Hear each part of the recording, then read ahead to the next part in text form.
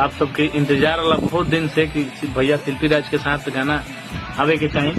तो फाइनली हमने के गाना आवता कल सुबह में 6:30 बजे बालक म्यूजिक के माध्यम से। तो भाई लोग विकास राव और शिल्पी राज की आवाज़ में गाना रिलीज होते हैं पूरा सोशल मीडिया पर वायरल हो गया, जिस गाने का नाम है बैठा के अपना कोहरा में दूध पियावेला। तो आप सब इस गाने को नहीं सुने हैं तो बालक म्यूजिक भोजपुरी पर इस गाने को रिलीज किया गया है। तो आप सब जाइए और ज़्यादा से ज़्यादा इस गाने को सपोर्ट कीजिए और वीडियो में अंत तक बन रहे हैं। और वीडियो पसंद है तो लाइक करें और चैनल को सब्सक्राइब करें इसी तरह से वीडियो पाने के लिए। तो इस गाने का वीडियो बहुत ही शानदार बनाया गया है, जो कि रिलीज होते हैं शिल्पी राज एक न्यू मोबाइल खरीदी।